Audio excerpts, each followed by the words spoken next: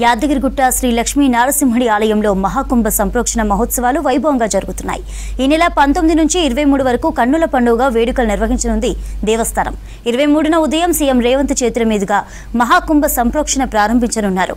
మార్చి 1 నుంచి 11 వరకు వార్షిక బ్రహ్మోత్సవాలు నిర్వహిస్తామన్నారు దేవస్థానం ఈవో.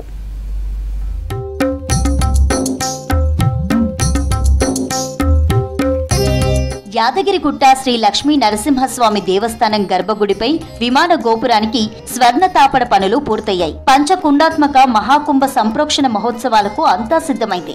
ఈ నెల 19 నుంచి 23 వరకు 5 రోజుల పాటు పంచరాత్ర ఆగమ శాస్త్ర పద్ధతుల్లో స్వర్ణ దివ్య విమాన గోపుర మహాకుంభాభిషేక ప్రతిష్ఠ మహోత్సవాలు జరగనున్నాయి. 19న స్వస్తి వాచనం, విశ్వక్సేన ఆరాధన, పుణ్యాహవచనంతో ఉత్సవాలు ప్రారంభమై ఈ నెల 23న నిర్వహించే మహాకుంభ సంప్రోక్షణతో ముగియనున్నాయి.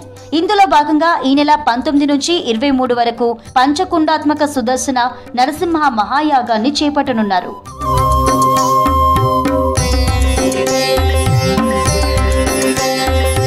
ఉత్సవాల చివరి రోజైన ఈ నెల 23న స్వర్ణమయమైన దివ్య విమాన గోపురానికి మహాకుంభ సంప్రోక్షణ నిర్వహించనున్నారు. 23వ తేదీ ఉదయం 11:54 మూలా నక్షత్రం వృషభ లగ్నంలో అర్చకులు సీఎం రేవంత్ రెడ్డి చేతుల మీదుగా స్వర్ణ విమాన గోపురంపై సంప్రోక్షణ పూజలు చేసి బంగారు దివ్య విమాన గోపురాన్ని స్వామికి అంకితమిస్తారు. ఈ ఉత్సవాలన్నీ వానమామలై పీఠాధిపతి రామానుజాచార్య స్వామి పర్యవేక్షణలో జరగనున్నాయి.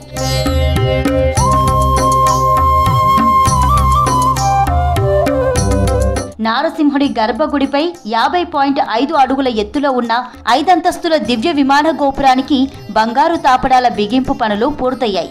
దేశంలోనే అతిపెద్ద స్వర్ణ గోపురంగా యాదగిరిగుట్ట నర్సన్న విమాన గోపురం రూపుదిద్దుకుంది. ఇందుకోసం 65 కిలోల 84 గ్రాముల బంగారాన్ని వినియోగించారు. విమాన గోపురం మొత్తం 10,753 స్క్వేర్ ఫీట్లుండగా ఒక్కో స్క్వేర్ ఫీట్ కు 6 గ్రాముల బంగారం పట్టింది. 5 అంతస్తుల్లో ఉన్న విమాన గోపురానికి ఒక్కో అంతస్తుల్లో 8 చొప్పున మొత్తం 40 దేవతామూర్తుల విగ్రహాలతో పాటు మరో 113 ప్రతిమలతో స్వర్ణ తాపడాన్ని ఏర్పాటు చేశారు.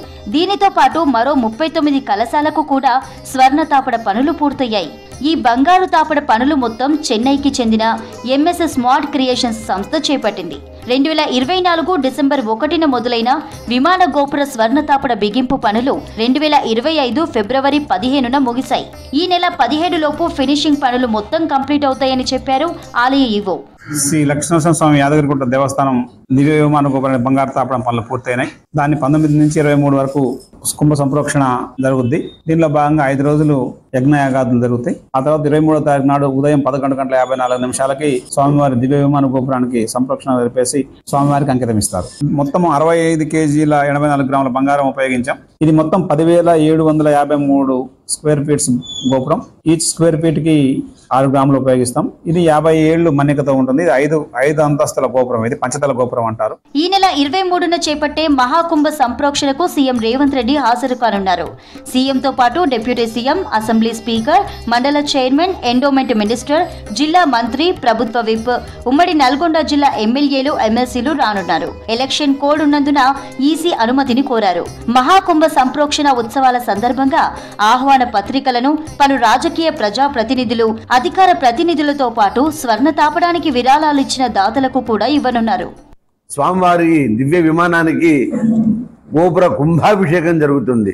అనగా మూలమంత్ర, మూర్తి మంత్ర హోమాలు, పంచకుండాత్మకంగా శ్రీ పాంచరాత్రాగమ శాస్త్రయుక్తముగా భగవద్ రామానుజ సాంప్రదాయ సిద్ధంగా శ్రీమద్ వేదమార్గ ప్రతిష్టాపనాచార్యులైనటువంటి వానమామలయ్య స్వామి వారి యొక్క ప్రత్యక్ష పర్యవేక్షణలో మన రాష్ట్ర ముఖ్యమంత్రి వర్యులు శ్రీమాన్ యనమల రేవంత్ రెడ్డి గారి యొక్క స్వీయ సంకల్పానుసారము ప్రజా అధికారులు, ప్రభుత్వాధికారులు, భక్తులు, దాతలు, ఉదారుల యొక్క ఔదార్యంతో ఈ మహామహోత్సవం మహావైభవంగా జరుగుతుంది. మార్చి 1 నుంచి 11 వరకు గుట్ట దేవస్థాన వార్షిక బ్రహ్మోత్సవాలు జరగనున్నాయి. 1న స్వస్తి వాచనంతో మొదలై 11న అష్టోత్తర శతఘటాభిషేకంతో ముగియనున్నాయి. బ్రహ్మోత్సవాల్లో ముఖ్య ఘట్టాలైన ఎదుర్కోలు, తిరుకల్యాణం, రథోత్సవం జరగనున్నాయి. ఉత్సవాలను పురస్కరించుకొని పెద్ద ఎత్తున సాంస్కృతిక కార్యక్రమాలు నిర్వహించడానికి ఏర్పాట్లను చేస్తున్నారు.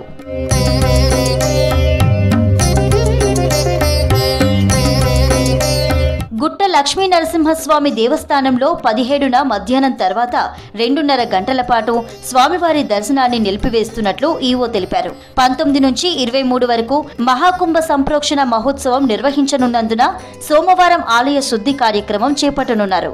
ఇందుకోసం మధ్యాహ్నం 1 గంట నుంచి 3:30 గంటల వరకు స్వామివారి దర్శనాన్ని పూర్తిగా నిలిపివేస్తున్నట్లు ప్రకటించారు.